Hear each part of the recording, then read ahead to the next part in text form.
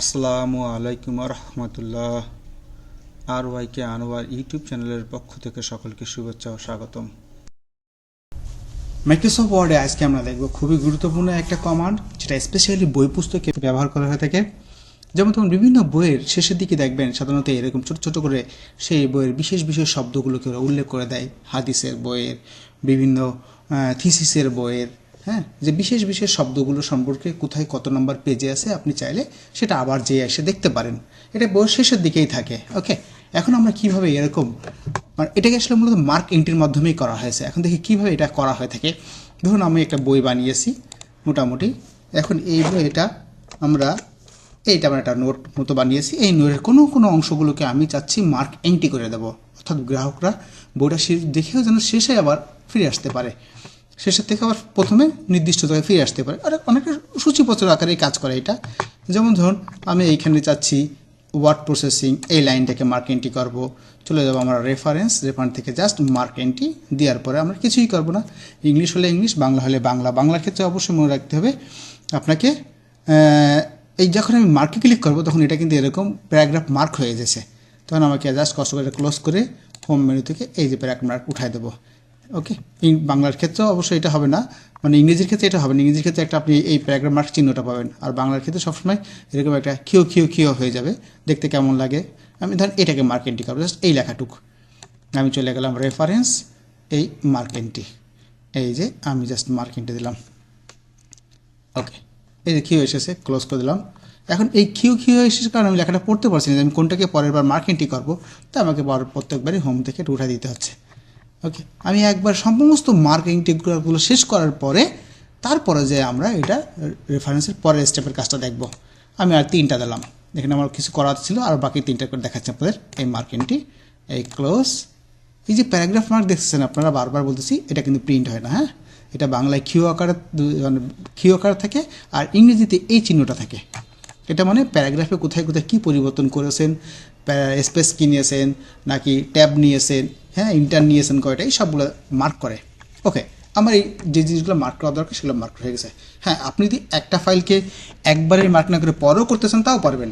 আমি আগে ছিল এখন 4-5টা করা, আমি এখন আরও কিছু করলাম। চলে যাবো আমরা এবার আমাদের ওই কাঙ্ক্ষিত পেজে। আমাদের পেজটা হচ্ছে 108 নম্বর পেজে বা 9 নম্বর পেজে আছে। আমি চলে গেলাম। এই দেখেন, আমি মার্কেটিং করা আছে বলে আমি মার্কেটের এরিয়ার মধ্যে ক্লিক করলাম। করার পরে আমি চলে যাবো আবার রেফারেন্স থেকে আপডেট। হ্যাঁ, যদি আমার করা না থাকতো, ধরুন আমি মুছে দিলাম, আপনাদের বোঝানোর জন্য মুছে দিলাম, সবগুলো মুছে দিলাম, নতুন করে করব। এবার চলে গেলাম আমি যেগুলো মার্ক করেছিলাম, এই দেখেন ইনসার্ট ইন্ডেক্স। অর্থাৎ মার্ক ইন্ডেক্সগুলো আসলে কীভাবে আসবে, সূচিপত্রের মতো করে আসবে নাকি এরকম আলাদাভাবে কীভাবে আসবে, তার কিছু নমুনা এখানে অলরেডি দিয়ে আছে। দেখেন বেশ কিছু নমুনা আছে। যদি টেবিল আসে, অর্থাৎ সূচিপত্রের মধ্যে, তাহলে ডট চিহ্ন কীভাবে আসবে, দুটো একটা নমুনা দেখাই আপনাকে। প্রথমে আমি ধরেন ক্লাসিক নিলাম। ক্লাসিক নিয়ে কলাম বানাবো কি 2টা না 3টা না 1টা। দেখেন আমারটা কিন্তু আগে 2 কলাম ছিল, আপনি 2 কলাম দিতে পারেন। আমি 2 কলামে রাখলাম, ওকে করলাম। এই দেখেন আমি যতগুলো মার্কিং করেছি সবগুলো চলে এসেছে। তাহলে আমি যেভাবে নিয়েছি সেভাবে এসেছে। ইংরেজি লেটার রেখে এসেছে। আমি আবার ইন্ডেক্সে গেলাম, যার পর আমি যেটা নিয়েছি ক্লাসিক, সেভাবে আমি এই ফ্যান্সি নিলাম। আমি ওকে করলাম। ওরা বলতে পারে আপডেট করবেন, হ্যাঁ ইয়েস আপডেট করলাম। আপডেট করার পরে আবার নিজে এইভাবে হয়ে গেল। আমি এটাকে চেঞ্জ করলাম, আমি ধরেন এটাকে মডার্ন দিলাম। এভাবে চেঞ্জ করতে পারি, কিন্তু এটা আর একরকম দেখেন স্টাইল চেঞ্জ হয়ে গেছে।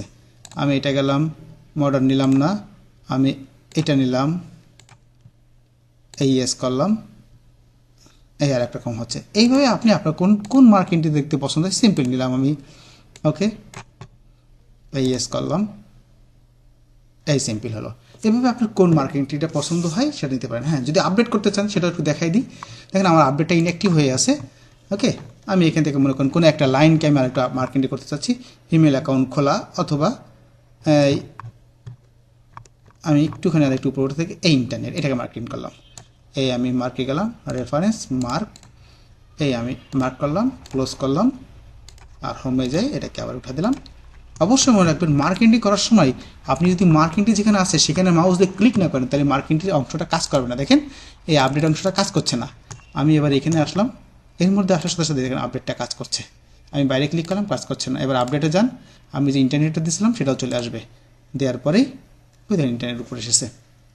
কারণ আপনি যত শেষে করবেন সবসময় উপর দিকে আসবে। তাই উচিত হচ্ছে মার্কিংটির কাজগুলো করে সবার শেষে আপনি ইনসার্ট করা। তবে যখন ইচ্ছা তখনই করলেই আপনি এই নক্ষত্রগুলো এখানে এন্টি আকারে মার্ক করা হবে। এটা স্পেশালি বই যারা তৈরি করে তাদের খুব কাজের একটা কমান্ড। ধন্যবাদ।